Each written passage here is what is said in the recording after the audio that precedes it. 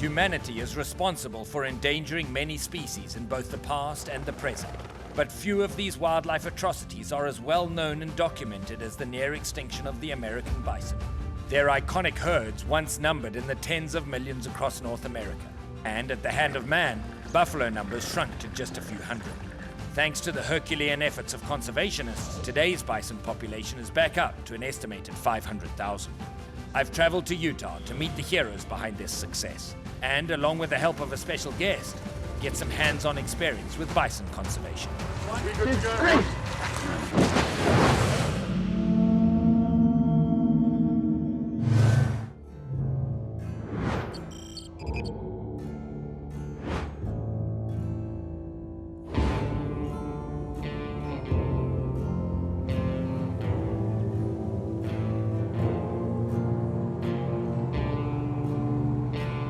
We're here in Utah. I'm crossing over into the Great Salt Lake to Antelope Island. And even though it's called Antelope Island, it's probably better known for its bison population. In the late 1800s, just a few animals were introduced here, and they've grown to become one of the most important and most iconic populations of bison, not just in Utah, but across the country.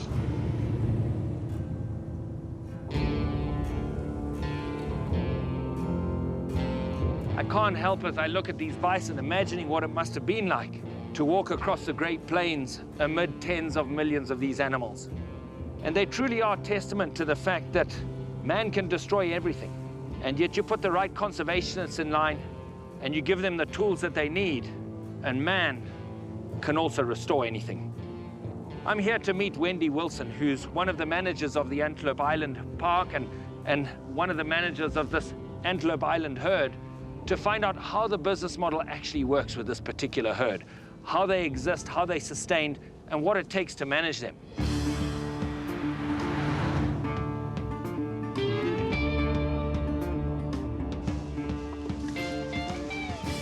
Wendy, how are you? Good. Ivan Carter. Ivan, good to meet you. Thanks so much for seeing us. You bet. My Wow, pleasure. this is a beautiful part of the world, eh? It really is. Bison roam the entire island. It's 28,000 acres. Wow, that's big. So it's about 18 miles long and about 5 miles wide. Yeah.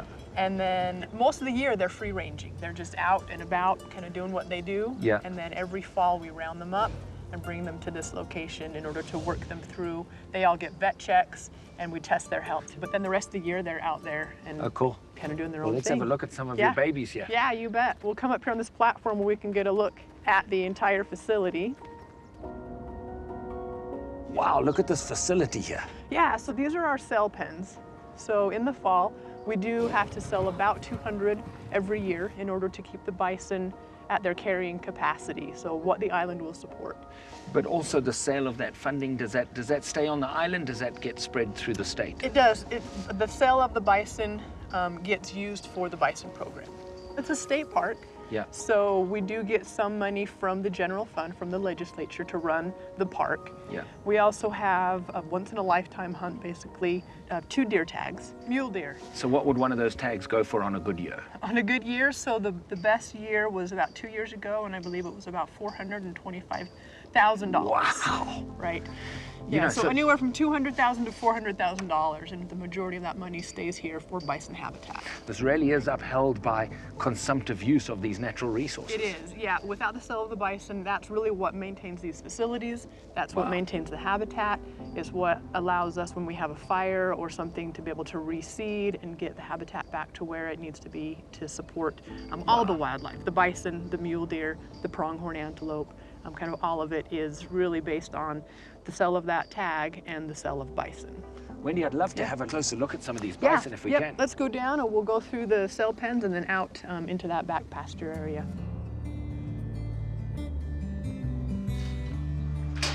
You know, I always think bison are this animal that it's such an iconic animal, and yet it truly is an animal that humans brought to the very brink of extinction. Very close, yes. And it's also an animal that's responded really, really well to domestication, you know? Right. Yeah, in fact, the herd started here in the late 1800s, right at that kind of that bottleneck It was point. very few of them, It wasn't was it? 12 Wow. bison were brought here.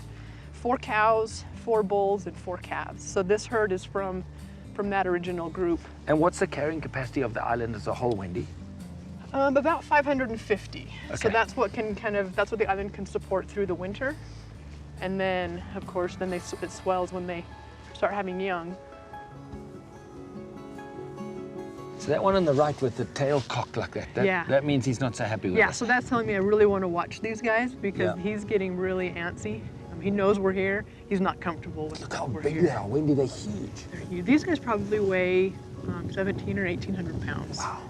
So Wendy, what would be your wildest bison, you reckon, in Utah? In Utah, so there are probably a couple of herds. The one that's probably the wildest, unmanaged, kind of untouched, is in the Henry Mountains. Okay. Yeah. That's something I definitely need to see then. Well, hey, I appreciate you showing me your boys. I mean, You these are bet. some big animals. You know, as I sit here and I hear from Wendy how this island works, how it's funded, and literally standing here, 80 or 100 yards away from some giant bison bulls, you can see why people are so fascinated by this animal. One of the largest ungulates on the planet, certainly the largest ungulate here in North America, with an incredibly patchwork history. But hopefully, with people like you, they're going to be here forever. Yeah, we hope so. That's the goal. Well, I think we've got a good idea of how the model works here on Antelope Island, how sportsmen are responsible for the very well-being of not just the bison, but the whole ecosystem here. And so let's go to the Henry Mountains and see what truly wild buffalo are all about.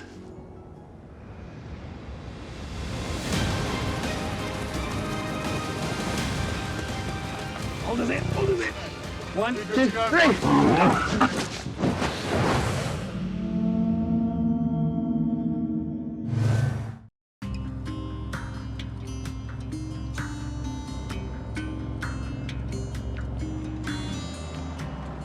Well, this is a far cry from Antelope Island next to Salt Lake City, but we're coming into the Henry Mountains. The scenery is absolutely spectacular.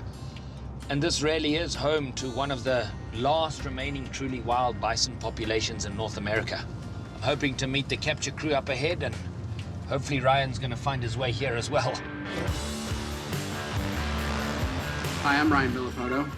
I first started riding and racing dirt bikes about when I was 3 years old, and ended up racing 10 years professionally and winning a total of 10 championships through the course of my career. Set, go! Ivan Carter presented the offer of coming out to Utah to be on the front lines of conservation of the American bison. I'm an avid hunter, but I want my kids to be able to, see the things that I've seen, and this is something that could be really cool, and eventually maybe my kids will go and be able to hunt them one day, but to actually be able to hunt those animals, we have to do our job to keep them around, and I'd love to play a part in that to help them and keep them around.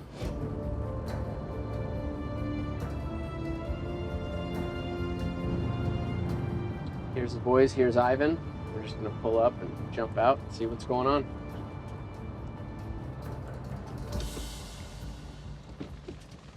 Hey, bud, how are you? How are you, Ivan? You found us. Awesome, yeah. That's good. Well, as you can hear, the chopper's on the way in. Capture crew's just getting all of the gear ready, and you ready to wrestle a bison? I am, a little nervous. That's good. This is going to be fun. Come and have a look here. Well, here I am with Kent Hersey. We're about to get in this helicopter, and I think today is going to be a busy day. We've got 30 bison to do in all, don't we? We do. We're hoping to get 20 cows, 10 bulls, and see how we do. So, Kent, this herd of bison is arguably one of the wildest and also one of the most pure herds, isn't it, eh? It is. It's one of 4 herds in the U.S. that's genetically pure, disease-free, and free roaming. And the uniqueness of this herd is it's managed entirely by hunting. Oh, wow. So it's the hunting tags that lead to the funding of everything that we're going to do today. Exactly, yeah. We're able to take sportsmen's dollars and use that to manage this herd and learn about it and help promote bison in Utah and the U.S. Yeah, 20 bison today, hopefully, and let's just see what the capture crew can do. We've got Mike Ross and his team preparing the helicopter, and then it's going to be game on.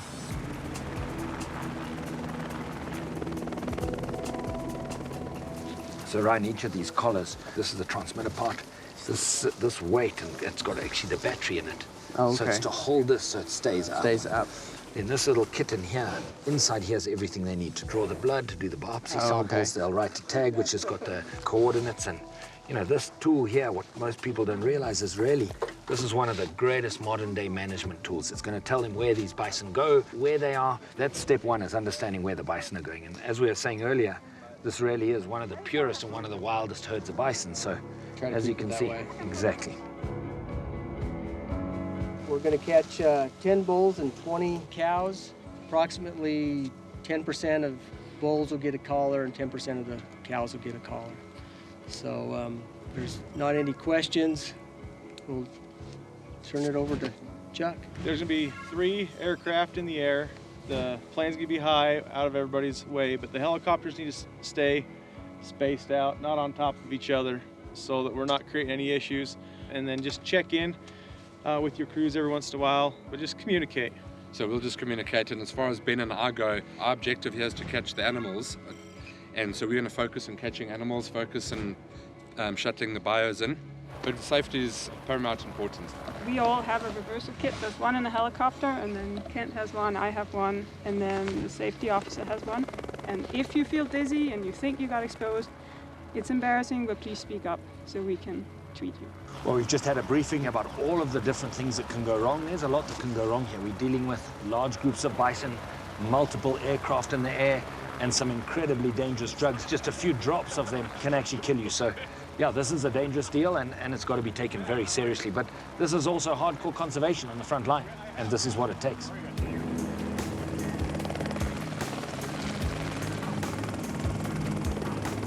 Are you ready? I'm nervous. That's good, you should be. Let's do this. Good deal. Just put the safety belt over your shoulder. We'll be good to go. You hear me, Ryan? Yep, I got you. Comfortable? I guess. Well, we're all ready. The spotter plane's in the air. Mike and the capture crew in the air. Here we go, RB. Yep.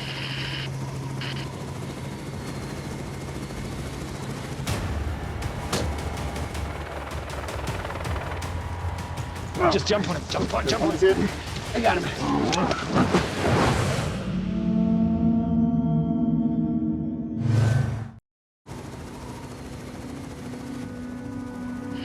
Man, you could ride a dirt bike out here, eh? Yeah, I'd love to come out here and ride. There's a place out here by Hicksville called Factory Butte. That's this formation right here, called Swing Arm City. It's world famous dirt bike riding. Really? Yeah, we did a big filming gig out there. You know who Ken Block is? Yeah. Then we've done other ones with famous dirt bike riders like Les A.G. and these guys that do all these tricks off this stuff. You know any famous dirt bike riders? Only a couple. Have you worked with some? You know who Ryan is? No. Tell him. I used to race Supercross once upon a time.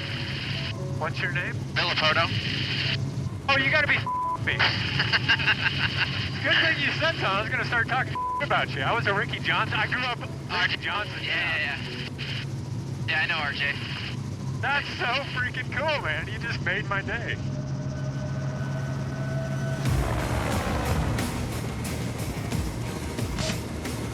So we've got a dart and a buffalo here. Mike's chopper's just following it along, and as it goes down, we'll go in.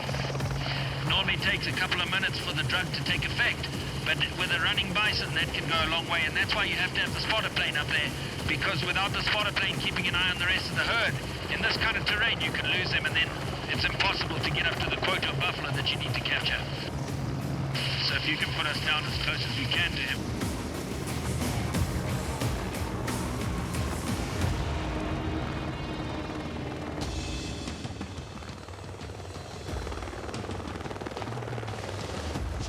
Should be here somewhere. His head out, his shoulder, yeah? I was going to try and get him to watch the rope, Come this side. Okay. Come this side, Ryan. Okay. 1, 2, 3, up. Okay, here we go. So we've got him up on his sternum, and that's just safest for him. Some part of this drug actually makes him regurgitate, and they can suffocate.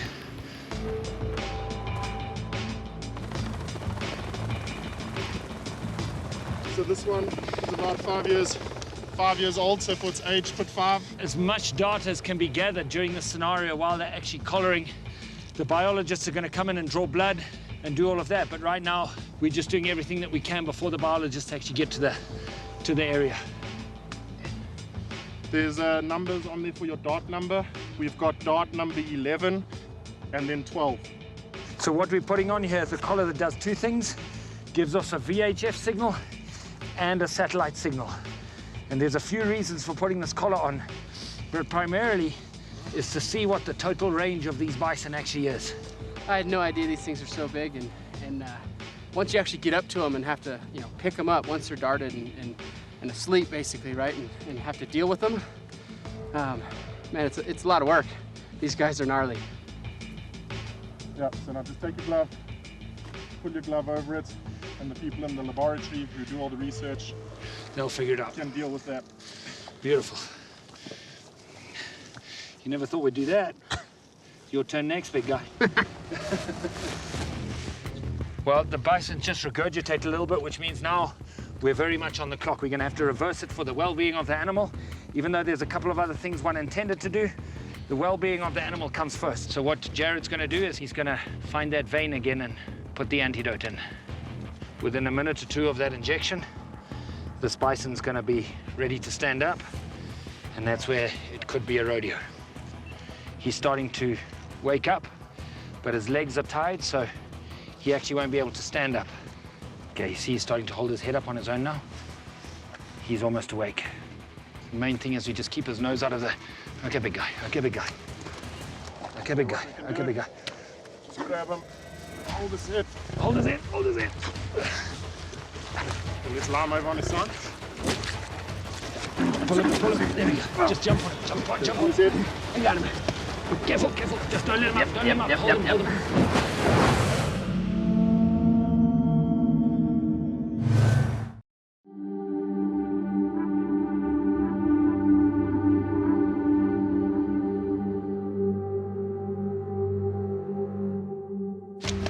Careful, careful. Just don't let him up, don't let him up. Hold him. See, once you're on his humbuckers, watch the leg. Wait. One. Good to go. 1, 2, 3. Go. Okay, come, Ryan, come. Here we go. And that right there, my friend, is buffalo capture. Holy moly, there he goes. All right, 1 down, 15 to go, my friend. They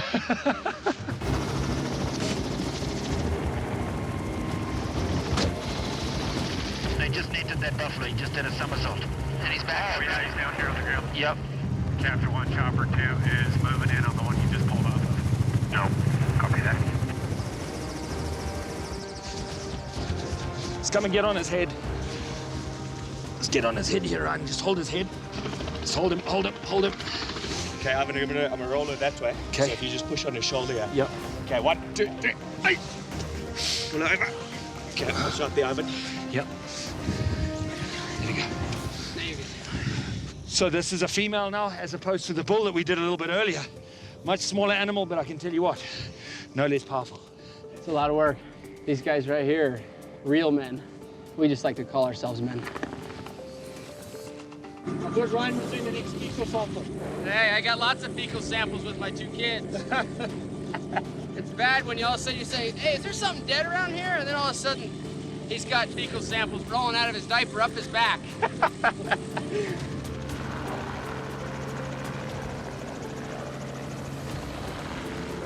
Things are going really well right now. We're bleeding this bison. We take blood to check for pregnancy. We're going to do some for banking in case we want to look for diseases in the future. We can also check mineral levels, just get an idea of how the habitat's gone, and just get their overall health, see if there's anything they're lacking. So really you're building a blood profile of this animal by analyzing this blood. Yeah, that's a great way to put it, absolutely. So we're just putting an ear tag in, so there's also some visual identification. Real easy, just like a cattle tag. And that way, if ever she gets taken by a hunter, you're going to know the details of what she matches up with as far as information. So Annette's just putting in the reversal, and then this girl is going to get up, and in a very short time, she's going to find her way back to the herd.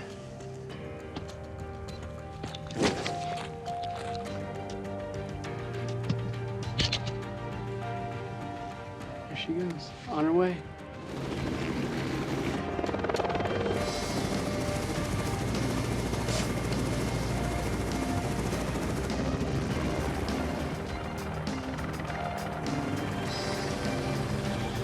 Simon. Just putting their face mask on. Okay, got it. Just hold this down.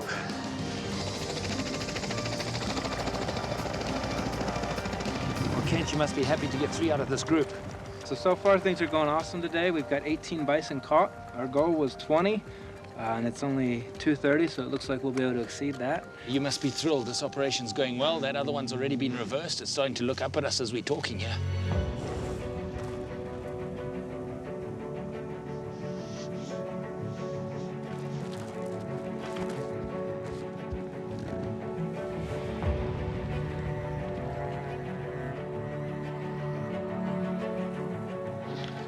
You know, this is really the front line of conservation. When you see the guys out here, the satisfaction that you get from doing this stuff and knowing that every step that we take here ensures the longevity of this bison population, which really is one of the most precious bison populations on the planet, being that they are wild, they're totally pure.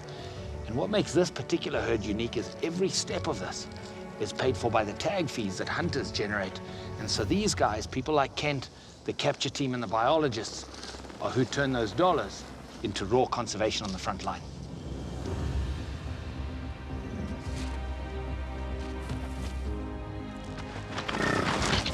Well, there he goes, man. Thanks for coming and joining us on the very front line of these conservation initiatives. And you know, I'll tell you what, you teach my kids how to ride a dirt bike, I'll teach yours how to do conservation.